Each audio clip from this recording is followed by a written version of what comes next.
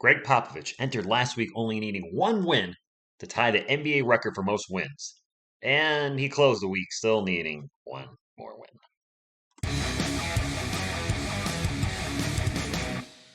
What is up, San Antonio Spurs fans? Welcome to TSR Sports. Oh my goodness, I don't know what to say about our Spurs. They went 0-3 last week, losing to the Grizzlies, the Kings, and the Hornets. I got a lot to say about those games and the players overall. I'm going to do my usual report card on the players while I'm talking about the team. Drop a comment down below. What did you like about last week? What didn't you like? Hit that thumbs up. You help support the channel and subscribe for more Spurs content. So let's get into my recap. It's time for the good, the bad, and the ugly. Before I start talking about the players individually, it should be noted the San Antonio Spurs right now are in a 4-game losing streak. They're 3.5 games right now out of the play-in behind the Pelicans. The Spurs defense has been totally missing in action for the last few weeks. And our free throw percentage, should be noted too, against the Kings was abysmal, shooting 50% from the line, which probably cost us a game. So all things going wrong right now for our San Antonio Spurs. And it doesn't get any easier this week with the schedule. We'll circle back to that a little bit. Well, let's get into our players. How did they do, TSR? Well, Dejonta Murray, good week. Still struggling from the arc here and there, but gave us 25 points per game, 8 boards, 8 assists, plus almost 3 steals. He was a little off to start last night's game, but Dejounte's doing all he can to try to get this team victories. And I thought it was a good week overall. And he's averaging 20.4 points per game right now for the season, which I did not think he would be able to sustain that, but he is sustaining it, and he's actually increasing it. Maybe he'll close out the season 21, maybe even 22. Time will tell. Up next, Devon Vasel. Devon, I thought, had a good week. He's still doing the Devon things on defense, creating his own shots. I don't know if he's totally adjusted to be a starter yet. I'd like to see the shooting metrics go up a little bit as they were all down from his normals, but 4 rebounds, 2 assists, giving us some scoring, blocking a few shots here and there lately too. So I like what I'm seeing on defense. Just I think he's still trying to find a rhythm offensively, much like most of the team for that matter. Helen Johnson gets the rare good and ugly week. The reason it's a good and ugly week because the first 2 games of last week he played very, very bad against the Grizzlies and Kings to the point where I didn't see this reported, but I think he was benched versus the Kings. He only played like 15 minutes. Then he came out last night, had 17 points in the first quarter, was on fire, ended up finishing with a career high 33. He didn't score in the fourth quarter. He struggled. I think Lonnie Walker had a similar game last week where he was on fire the first 3 quarters and had like 30 points, and then the fourth quarter just couldn't get it going. But still, I had to give him some props for having a career high last night. So he's eclipsed his career high twice in his last 4 games. He had 32 against the Bullets, then 2 duds against the Grizzlies and Kings, and then lights up the Hornets. Did I say the Hornets? 32 against the Wizards, dud against the Grizzlies and Kings, and then comes out against the Hornets. So hopefully Kellen can find a happy medium in between all that good and bad play with some peaks throughout the season. I was really hoping to go through 40 last night, but still, hopefully he can build off what he did last night. Dougie McBuckets. I see that he had a bad week. He's not giving us much defensively and really struggled from the field, only shooting 35% pretty much from the field and the arc. He did have a positive plus minus, but I say it. I've been saying it all season. I like Doug. I like him off the bench. I don't feel like he's our starting 4, and we're getting crushed in the paint. Still, it's been a season thing all along. We really need a legit 4 out there, and it's not Doug McDermott. Rounding out the starting lineup, Jakob Poeltl. So when we look at Jakob's stats, we did Jakob things: 14 points, 7 boards, almost 4 assists, which is fantastic. A steal plus almost 2 blocks. So statistically speaking, he had a good week. But I'm going to give him a good and bad week, because he's made the highlight reel at least once, and he may make another one, and that's something that you don't want to see for your players, and certainly I'm sure doesn't feel good for him. He got absolutely posterized by Jean Morant in the Grizzlies game. Some people called it getting Pirtlized, and I hope that doesn't stick, but he also got thrown to the ground last night versus Mason Plumlee, and I see a lot of people criticizing him on social media. I'm not going to beat him up for getting posterized or thrown down. It happens, but having 2 plays that could get you onto maybe Shaqtin' a Fool or a highlight reel, not really the kind of week you want to have. So that's why I'm kind of giving him a good and bad week. Maybe I'm wrong about it, but it is what it is. Up next, Lonnie Walker. Like, the streak was going to end. He had 7 great games in a row. I still think he had a good week overall, scoring 19 points per game, shooting 50% from the field. He did have an off night last night, going only 2 for 8, and Pop only played him for 15 minutes. Some people on my live stream were saying, oh, what the heck, he's not playing Lonnie again. Look, the body language was off last night, didn't seem confident, wasn't smiling like he had been. The shots weren't going in, and Pop is now showing us If you're struggling, he's going to bench you. Kelvin got 15 minutes against the Kings. Maybe moving forward, because our team is so darn inconsistent, he's just going to go with the hot hand. Unfortunately, we have no hot hands on defense because this team does not play defense. Maybe that'll get us on national TV next year, right? High scoring games, TV. Up next, Trey Jones. I say he's a good week, man. I mean, Trey's not a flashy, explosive player. He just goes out there and plays good, solid, fundamental basketball. Maybe that's why he's not pushing the radar for maybe Spurs fans because they're looking for something that just gets you excited. And he just goes out there and plays. Statistically speaking, fine across the board, although he struggled from the free throw line, was kind of odd last week. And he had 13 assists to 1 turnover. He's very good at protecting the ball. So I don't know if he's our backup point guard for the future, but he's certainly playing like one. Up next, Zach Collins. Nice to see him back in the good column. Zach played 16 minutes a game, shot well from the field, finally got his three-point stroke back a little, was averaging just about 7 boards a game in only 16 minutes, which is something we need. We need rebounding. And we also need some size in the paint as we got dunked on all last night by the Hornets.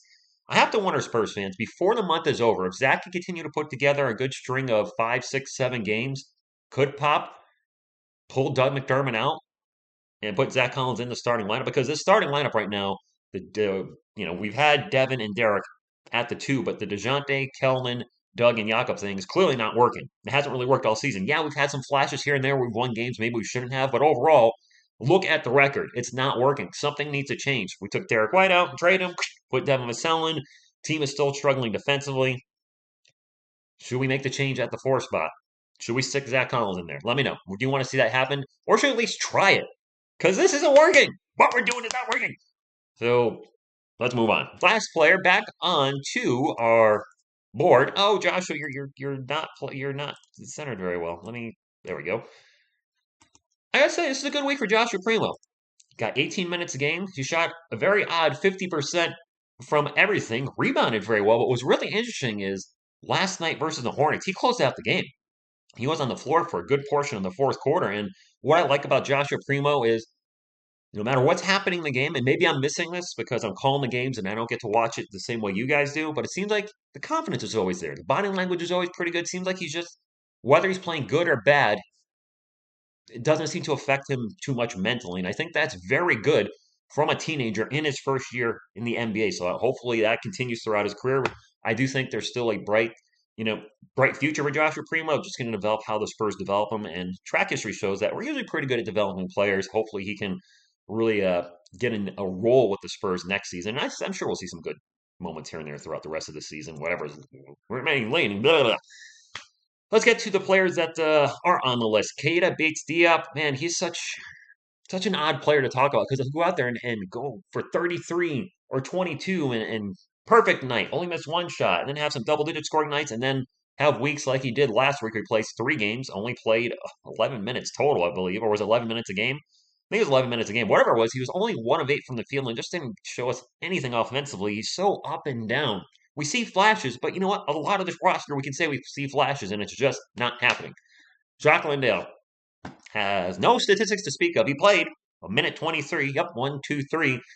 I guess he's in the doghouse because his role has completely gone from nothing to backup center to nothing. And I'm not sure how much more he's going to play this season, and I don't know what that's going to mean for him next season with the Spurs if he'll come back or not. Depends what they do in their draft, of course, too. Devontae Cacok, DMP, did not play 1 second last week. Okay. Joe Wieskamp also played 1 minute and 23 seconds last week and had a steal to show for his effort. From the Celtics, Josh Richardson, Jay Rich, 2 games, 12 minutes total, 0 for 5 from the field. Did show some stuff defensively, and a lot of Spurs fans are kind of wondering why he's not getting more playing time. Yeah, I know he struggled a little bit from the field last week, but he's also not getting a chance to show anything. So there is that. And last but not least, Romeo Langford did not play. Seems like there's always an injury popping up. I don't think he's going to play any minutes this year unless it's at garbage time. And if we keep playing the way we're playing, Spurs fans, there's going to be a lot of garbage time the rest of the month. Let's get to my play. Oh, before I close up with my player of the week, should be noted we have 15 players on our roster now. I believe we have 2 open spots for 2-way contracts. I don't know if the Spurs are going to use them. Maybe they're just going to just say we're going to ride with these 15 guys. Anyway, my Spur of the week, this was pretty easy. Dejounta Murray had another great week. Him and Jakob have been very consistent for the most part throughout the season. They've been our rock, so to speak. Uh, just man, 0-3. I don't know what to say. And coming up, it doesn't get any easier, Spurs fans. We have 4 games coming up this week. We've got the Lakers, who had been struggling mightily, but beat the Warriors last night, who were also struggling. And LeBron James, I believe, dropped 56 last night.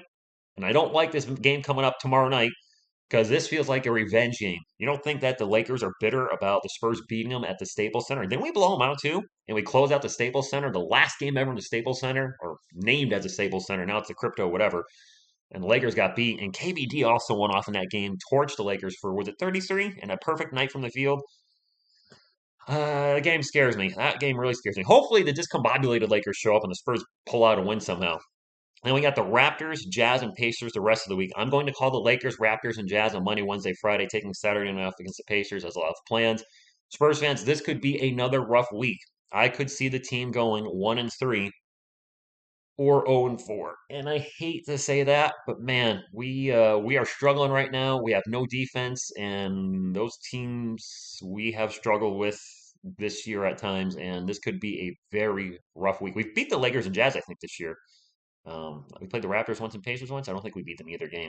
I think it's gonna be a rough week. The bright side, for those of you that want the Spurs to tank, is I don't think they're tanking intentionally. I think they are trying, but things just aren't working for us, and we are falling back in the standings. Looks like the way things are going with the Pelicans. The Pelicans are the ones above us, and they are rolling right now. They have won 4 games in a row. They're getting some momentum. I don't think the Lakers are going to be bad enough to the point where they're just LeBron James is too talented. Say what you will about the man. Him and the rest of the guys on that roster, plus when Anthony Davis comes back, there's too much talent for that team to fall down and go past the Spurs in the standings. That's not going to happen. The Pelicans are really our only shot. If they keep playing like they have been, then we are going to much people's happiness, finish probably in the bottom 10 of the NBA, which means we have a legit shot at a top 3 pick when the balls are flying around in the machine. So that's all I got this week. Not a lot to go over. It wasn't a good week.